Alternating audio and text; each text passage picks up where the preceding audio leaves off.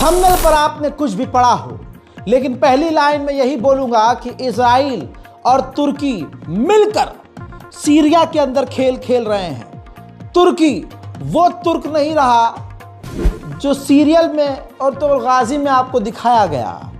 ये कलयुग का तुर्की है जो शैतान के साथ है, मुंह पर कुछ और है और बगल में छुरी। कहावत हिंदुस्तान में है, मुंह पे राम और बगल में छुरी। यही है तुर्की।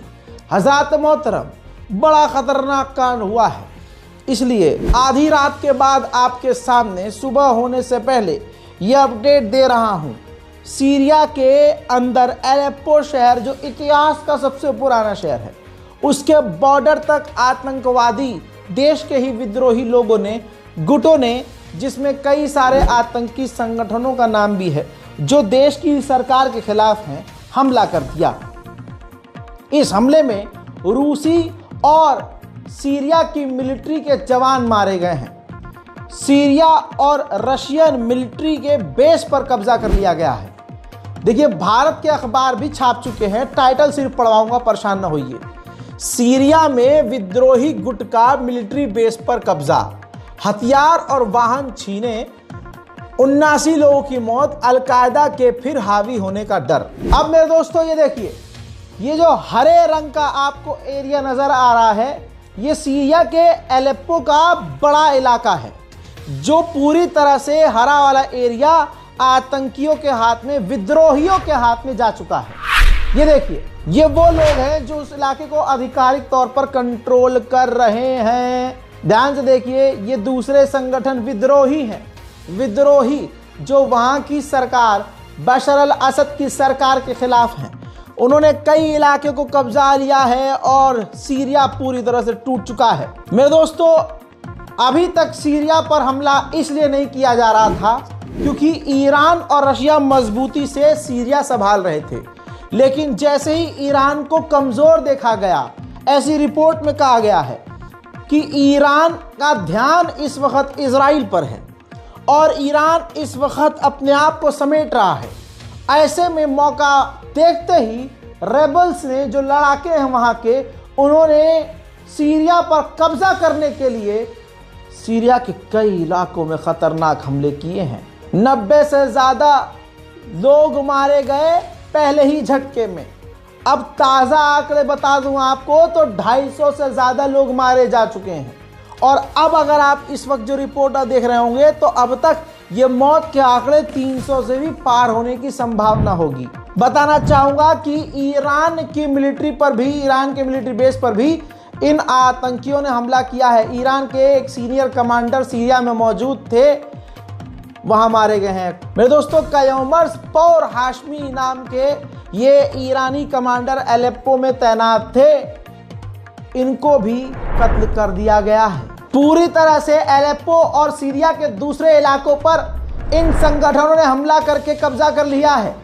बताना चाहूंगा कि बशर अल असद और जो रूस के राष्ट्रपति व्लादिमीर पुतिन हैं, उनके पोस्टर, तस्वीरों और मूर्तियों को गिराया जा रहा है। कब्जा करने वाले ये रेबल्स काफी खतरनाक हैं। فيل الله اكبر. وهاي حلب يا شباب، 1 كيلو بعيدي بس. يلا عاتون، يلا. ايوه ايه لك يلعن الاسد وروح الاسد.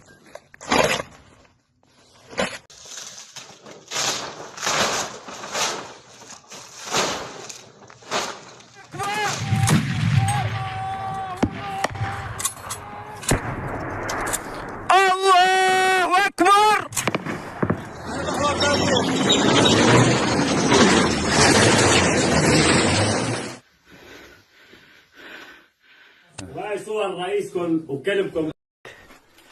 هاي ابو صالح، وهاي خنزيرهم، وهاي هذول صار ماي لهاد، صار ماي لهاد. تعالى. الله اكبر ولله الحمد. نصر الله من عند الله. दर्जनों सीरियन फौजियों को किडनैप किया गया है। खौफ की वीडियो सामने आई है। एक सीरिया का फौजी है जिसको इन्होंने किडनैप किया हुआ है हाथ पैर थर थर कांप रहे हैं। देखिए لبرا خلص تحت ادخل لهون يلا ابو الفدا لبرا يا شباب خنازير اصابه الاشعه اشرب يد تحرير الشام يا شباب تعال بقى نتعامل باحكام رسول الله يا شباب من وين انت؟ من وين انت؟ انا من جولان وانت؟ انا مواليد 82 عمري 44 سنه جابوني احتياط شو صاركم هون؟ انا صار لي يوم وين مرابطين؟ انا ما بعرف شو اسمي रूसी सैनिकों को भी मार दिया गया है। ये चंद तस्वीरें हैं। रूसी सैनिकों को मार के उनके हथियारों को छीन लिया गया है रेबल्स के द्वारा। वहीं सीरिया के आतंकी लड़ाकों ने रूसी और सीरिया के टैंकों को भी कब्जा लिया है। देखिए الله اكبر هاي دبابة الخنازير الله اكبر تحت اقدام المجاهدين باذن الله باذن الله الله اكبر الله اكبر हजरात, ये जो झुंड है जिन्होंने सीरिया के शहरों पर कब्जा कर लिया है, ये काफी एडवांस है। इनके पास कैमिकाजे ड्रोन भी है जो सीरिया की और रूस की मिलिट्री के खिलाफ इस्तेमाल कर रहे हैं। देखिए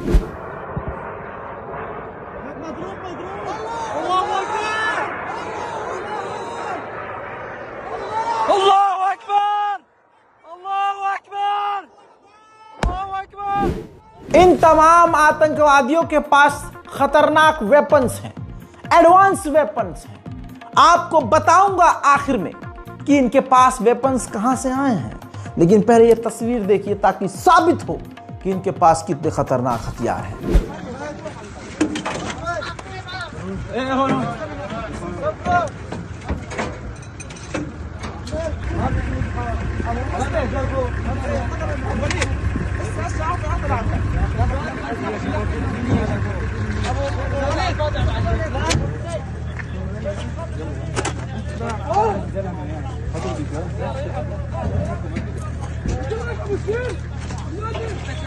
Evet, şu an Halep'in batı kırsalındayız. Mücahit kardeşlerimiz burada Halep'e yönelik İran ve Rus destekli Esed militanlarına karşı bir operasyon başlattı. West of Aleppo के इलाके में इन आतंकवादियों ने रेबल्स ने कब्जा कर लिया है और अब वहां खुशियां मना रहे हैं। الله أكبر والعزة لله واهتمام دبابة في بلدة عويجل الله أكبر الله أكبر حجي مبروك يا حجي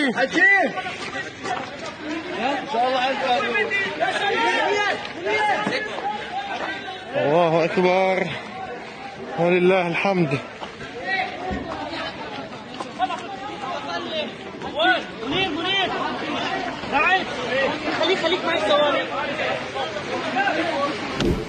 सीरिया की आर्मी और रूस की मिलिट्री के इन्होंने हथियार जब्त कर लिए हैं और वीडियो बनाकर शेयर करी हैं। देखिए تحت اقدام المجاهدين الله اكبر الله اكبر غنائم الله اكبر الله اكبر الله اكبر ما خرجنا الا نصرة هذا الدين على الشيوعيين وحزب الشيطان على نهضة المسلمين.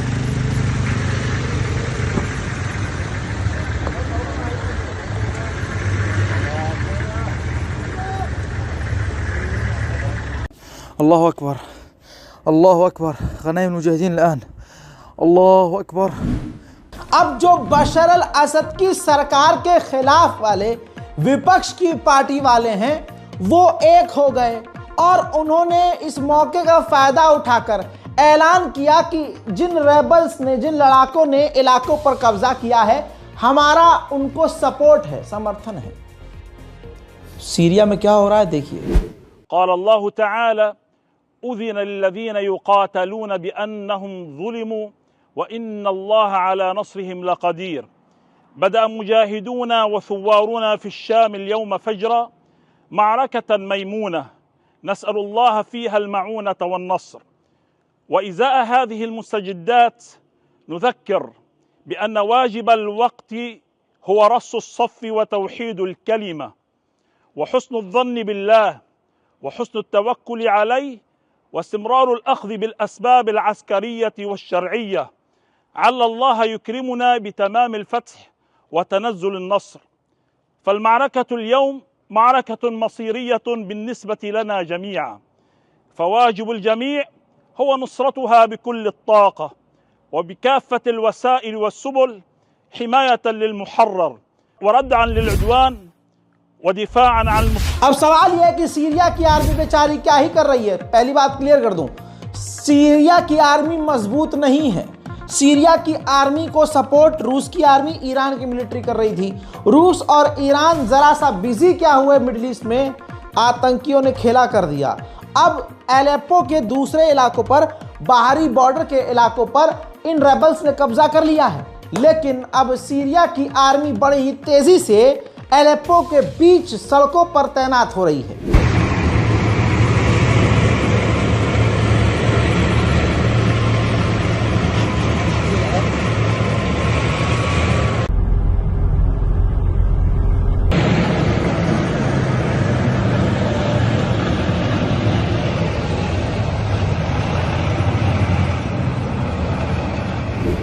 मेरे दोस्तों, सीरिया के एक सीनियर जनरल भी मारे गए हैं, टॉप लेवल के जनरल हैं।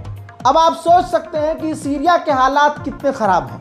अजी इतने हालात खराब हैं कि सीरिया के राष्ट्रपति बशर अल असद तुरंत भाग गए हैं सीरिया छोड़कर और रशिया पहुंचे हैं और रूस से मदद मांग रहे हैं कि कुछ भी करके मेरे मुल्क को बचा लीजिए। इसके बाद रशिया ने उन आतंकी रेबल्स के इलाकों पर हवाई हमले किए हैं। देखिए,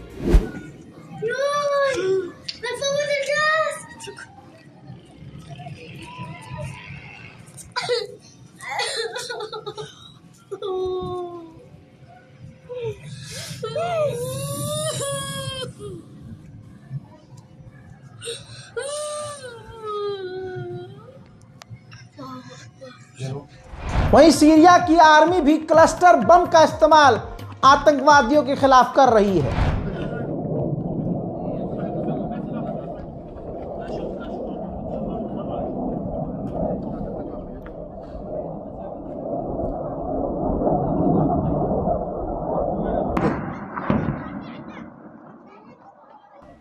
एक ही देश के अंदर जंग होना शुरू हो चुकी है और सीरिया की आर्मी MLRS तक दाग रही है।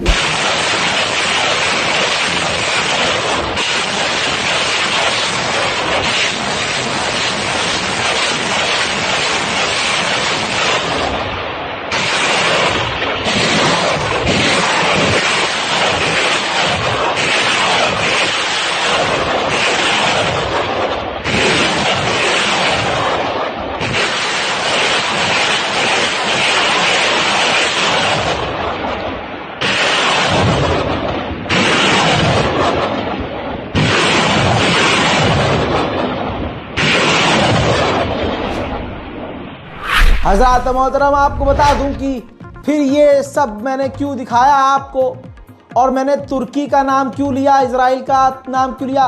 ये जो आतंकी संगठन ने खतरनाक तरीके से इलाकों पर कब्जा किया और नरसंहार किया, तुर्की उनका साथ दे रहा है। अल्लाह अकबर। तुर्की देखिए स्टेटमेंट दे रहा है कि ये एक लिमिटेड ऑपरेशन है, आतंकी हमलों को तुर्की से Syrian rebel assaults near Aleppo is limited operation. यानी सीरिया के रेबल्स ने जो एलेप्पो के आसपास हमले किए हैं वो ऑपरेशन है, वो भी बहुत छोटा सा, लिमिटेड। इसी तरह से जो रेबल्स हैं, ये देखिए रेबल्स, ये तस्वीर देखिए इनकी, ये इजराइल को शुक्रिया कह रहे हैं पोस्टर लगाकर। ध्यान से देखिए, यहूदी हिब्रू भाषा में लिख रहे हैं इजराइल को शुक्रिया। तो आपको बता दूं कि इजराइल और तुर्की इस आतंकी संगठन को ओपनली सपोर्ट कर रहे हैं। अब समझ में आया। अभी कुछ दिन पहले इजराइल के द्वारा यह कहा गया था, गाजा फिलिस्तीन वॉर अपडेट में मैं आपको लगातार अपडेट दे रहा था। इजराइल ने आधिकारिक तौर पर कहा था कि हमें लड़ाकुओं को, सीरिया के लड़ाकुओं को, ईरान के लड़ाकुओं को, इनको हमें सपोर्ट करना होगा, हथियार देने होंगे। अब हुआ यही, उधर इजराइल ने कहा इधर रेबेल्स के पास खतरनाक हथियार। वीडियो के बीच में मैंने आपको कहा था पहले ये हथियार देख लीजिए, फिर बताऊंगा इनके पास हथियार कहां से आए। एडवांस हथियार तुर्की नहीं तो कौन देगा? एडवांस हथियार इन आतंकियों को इजराइल नहीं तो कौन देगा? आईसिस को बनाने वाला अमेरिका नहीं तो और कौन है? ये तमाम दुनिया जानती है। बहरहाल सीरिया का हाल काफी बुरा है और भी बुरे हालात हो सकते हैं। सीरिया जाने वाले लोगों से गुजारिश है, जो खासकर शिया समुदाय के लोग सीरिया ज़ियारतों के लिए जाते हैं, यही कहूँगा अपनी जान बचाइए। और काफिले वालों से और टूरिज्म वालों से यही कहूँगा, ट्रैवल्स वालों से कहूँगा, जान मुसीबत में मत डालिएगा। सीरिया के हालात बद से बदतर हो चुके हैं। फिलहाल की इस रिपोर्ट में इतना ही। जय हिंद।